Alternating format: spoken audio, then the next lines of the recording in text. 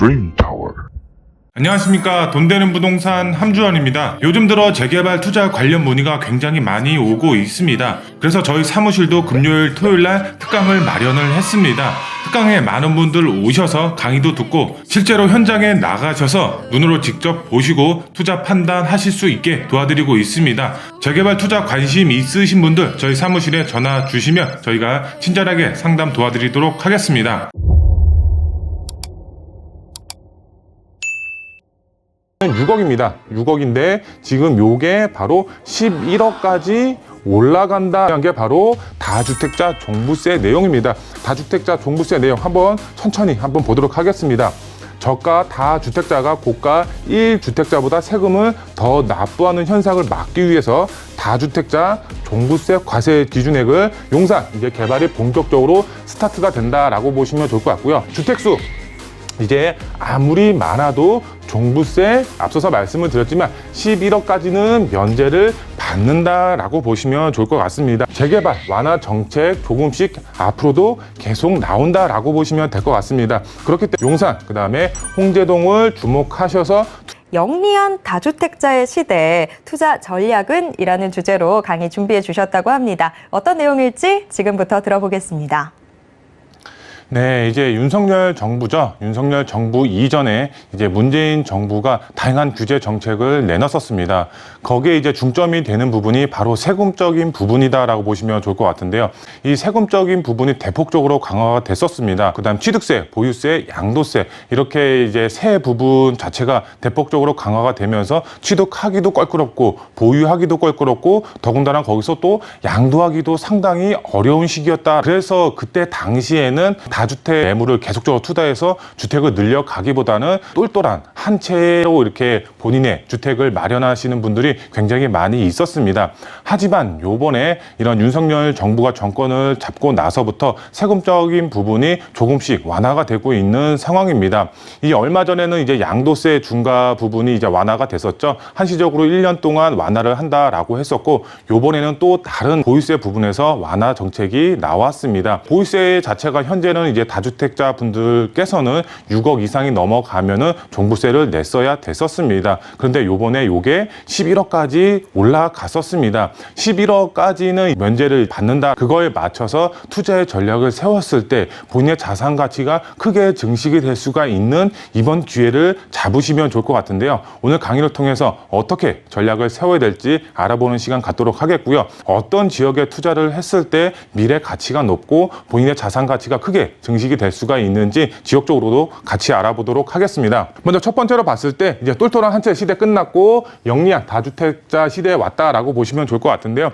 우선 이제 보도 자료를 한번 살펴보도록 하겠습니다. 민주당에서 얼마 전에 발표한 보도 자료라고 보시면 될 것 같은데 이제 자세하게 한번 보시면은 무주택자 전월세 공제 확대, 착한 임대인 보유세 감면, 세금적으로 완화가 된다라고 보시면 될 것 같은데 거기에 이제 불합리한 다주택자 종부세 기준이 변경이 됩니다. 부동산 4법이 발의가 됐다. 아직까지는 확정이 된 정책은 아니지만 발의가 됐기 때문에 조만간 이런 이제 세금적인 완화 부분이 조만간 통과가 될 것으로 보여지고 있습니다. 여기서 봤을 때 다주택자 종부세 기준이 변경이 된다 이렇게 나와 있죠. 지금 현행을 봤을 때는 6억입니다. 6억인데 지금 요게 바로 11억까지 올라간다. 여기 이 부동산 4법 발의 내용 자체를 한번 보시면은 첫 번째, 두 번째, 세 번째 다 좋습니다. 다 좋은데 여기서 가장 중요한 게 바로 다주택자 종부세 내용입니다. 다주택자 종부세 내용 한번 천천히 한번 보도록 하겠습니다.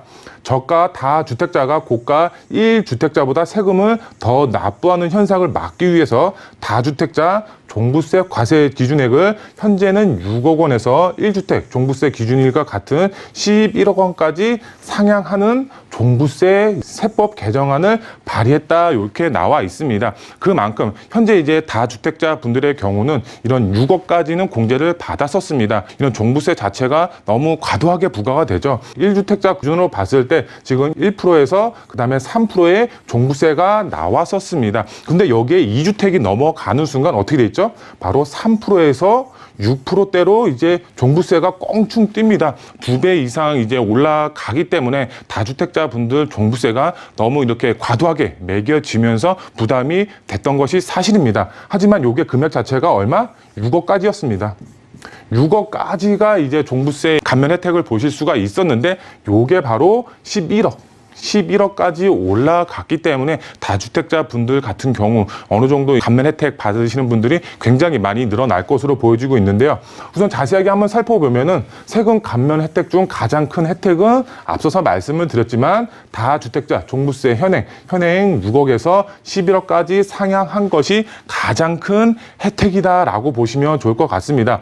그로 인해서 이제 이거에 맞춰서 투자 전략을 세워야 되겠죠. 똘똘한 한 채 보다는 영리한 다주택자 시대가 왔다라고 보시면 될 것 같은데요. 투자의 방향을 세워야 되겠죠. 부동산 투자를 할 때 많은 투자 종목이 있습니다. 땅에 투자하시는 분들도 있고 아니면 아파트에 투자하시는 분들도 있고 아니면 뭐 다른 이제 재건축 시장이라든가 아니면은 뭐 다른 뭐 지식인 산업센터라든가 여러 가지 투자 종목이 있습니다. 뭐 상가도 그렇고요. 그런데 이런 많은 투자 종목 중에서도 이런 다주택자 분들 현행에 나온 거의 수혜를 가장 크게 볼 수가 있는 게 바로 재개발 소형 주택이다라고 보시면 좋을 것 같은데요. 왜 재개발 소형 주택이 가장 큰 수혜를 볼 수가 있느냐? 아래 나옵니다.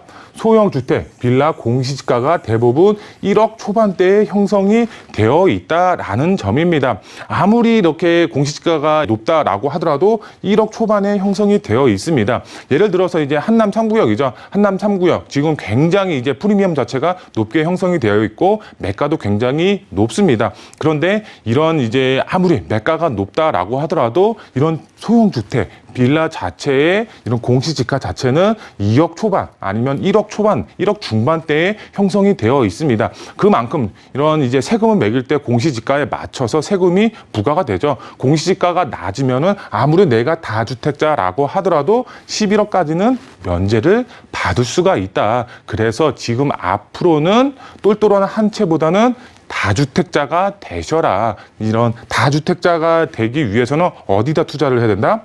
개발 가능성이 높은 소형 주택이 이제 다주택자 분들이 되셔야 된다라고 보시면 좋을 것 같은데요. 이런 개발 가능성이 없고 뭐 변두리 외곽에 투자하시는 분들은 없겠죠. 아무리 내가 다주택자가 된다라고 하더라도 개발 호재가 풍부하고 개발 가능성이 높은 그런 지역에 투자를 하셔야 될 것 같고요. 종부세 자체는 11억까지 면제가 되기 때문에 투자의 계획, 이런 소형 주택 개발 가능성이 높은 지역에 투자의 방향을 세우셔야 된다라고 설명을 드릴 수가 있겠고요. 그럼 지역적으로 한번 알아보도록 하겠습니다. 지역적으로 봤을 때는 용산 이제 개발이 본격적으로 스타트가 된다라고 보시면 좋을 것 같고요. 투자하기도 굉장히 좋고 미래 가치가 상당히 높다. 강남도 넘보는 용산이다 이렇게 나와 있습니다. 하루 건너 개발 계획 나오고 있다. 이 용산 자체가 강남 버금가게 개발이 될 수가 있는 그런 지역이다라고 보시면 될 것 같은데요. 지금 보시면은 재개발 등 정비 사업이 줄이어서 이제 서울시 이제 심의를 통과를 하고 있는 상황입니다. 우리가 윤석열 정부가 삼각지 거기 이제 국방부 청사로 들어가면서 주변 일대에 재개발 추진하고 있는 이런 지역들 자체가 우리 사업성 낮아지는 거 아니야. 고도 제한으로 인해서 사업성이 낮아지는 거 아니야. 이렇게 우려를 하고 있었습니다. 하지만 요번에 나왔죠. 여기 서울 심의를 통과하면서 35층, 38층까지 건물을 지을 수가 있게끔 통과를 시켰습니다. 그만큼 이런 윤석열 정부가 들어감으로써 오히려 개발에 탄력을 받고 있다. 이렇게 이해를 하시면 될 것 같은데요. 이제 서울 용산구 일대 개발 이제 시기가 빠르게 움직이고 있다. 이렇게 나와 있습니다. 크고 작은 재개발, 재건축 정비 사업이 최근 각종 심의를 이제 줄여서 통과하는 등 속도를 내는 가운데 대형 개발 사업에 대한 추진 기대감도 커지는 분위기다. 이렇게 나와 있습니다. 이런 재건축과 재개발 사업도 추진이 되고 있지만 용산 같은 경우는 대형 개발 호재가 상당히 풍부합니다. 국제업무단지를 비롯해서 민족공원, 서울역 북부 역세권, 캠핑킴 부지 개발 사업 등 여러 가지 이제 다양한 개발 사업들이 질비를 하고 있는 곳이 바로 용산입니다. 이런 개발 계획들이 이제 나왔고 이제 앞으로 본격적으로 개발이 스타트가 됨으로써 용산의 지가는 빠르게 우상향할 수밖에 없는 그런 지역이다. 이런 개발 기대감에 의해서 이제 지가 푸르름도 반영이 되고 있다 이렇게 나와 있고요. 한국부동산원에 따르면은 지난주 용산구 아파트 값이 0.05% 올랐다 이렇게 나와 있고요. 8주 연속 상승세를 이어가고 있다 이렇게 나와 있습니다. 이런 다양한 개발 호재로 인해서 지가 상승이 계속적으로 이루어지고 있고요. 그 다음 봤을 때는 용산구 아파트값 흐름은 대통령실 이전 발표 직후로 이후로 해서 오름세로 돌아서는데 최근 들어서 서울을 포함한 전국 기초 지자체적 가운데 가장 높은 상승률을 기록하고 있다라고 나와 있습니다. 그만큼 개발 기대감에 의해서 용산구 자체의 집가 상승이 계속적으로 8주 연속으로 이루어지고 있다 이렇게 나와 있고요.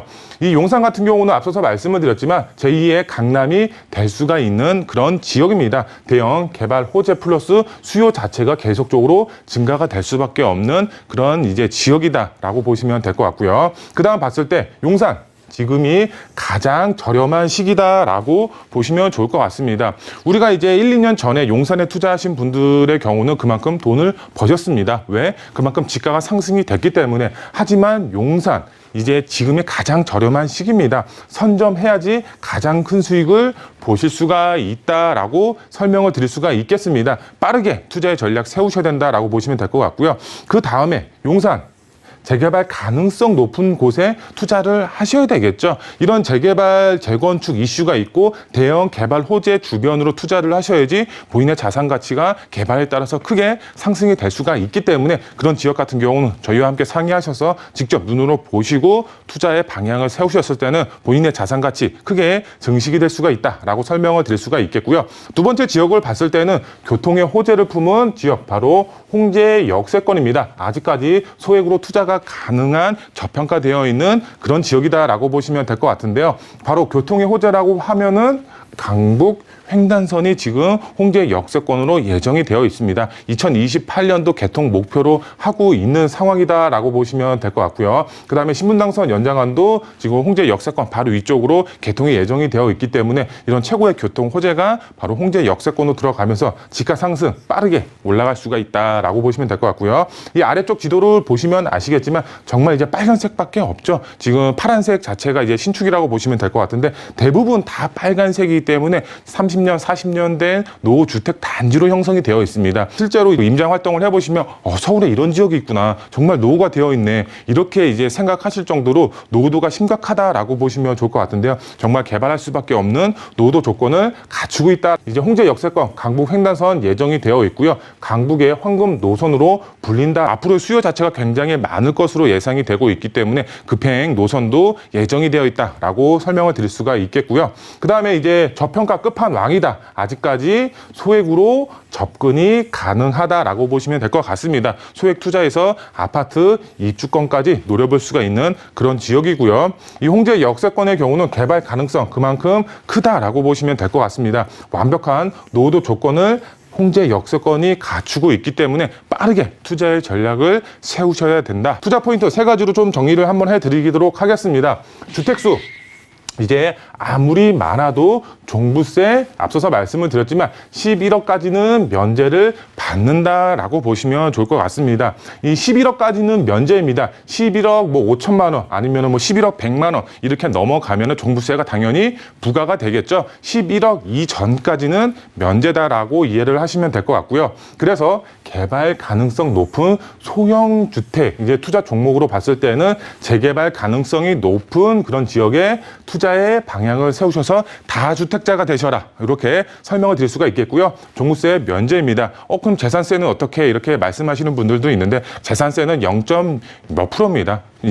연으로 따졌을 때 몇십만 원, 100만 원 이 안팎으로 나오기 때문에 크게 부담이 안 되시겠죠. 종부세 나온다라고 가정했을 때 많게는 몇 천만 원까지, 몇 억까지 나오기 때문에 종부세를 좀 신경을 많이 쓰셔야 될 것 같고요. 두 번째로 봤을 때는 재개발 완화 정책 조금씩 앞으로도 계속 나온다라고 보시면 될 것 같습니다. 그렇기 때문에 지금이 투자 타이밍이다라고 설명을 드릴 수가 있겠습니다. 제가 방송에서 누누이 말씀을 드립니다. 선점하셔야 됩니다. 선점하셔야지 지가 상승에 따라서 수익 창출을 보실 수가 있겠고 개발에 따라서 아파트 입주권까지 동시에 노려보실 수가 있다라고 보시면 될 것 같고요. 지역적으로 봤을 때는 용산, 그다음에 홍제동을 주목하셔서 투자의 방향을 세우신다라고 하신다면 2022년도 정말 똘똘한 지역에 투자를 하실 거고, 그다음에 이제 영리한 다주택자가 되셔서 본인의 자산 가치 크게 증식하는 투자자분들이 되셨으면 좋겠습니다.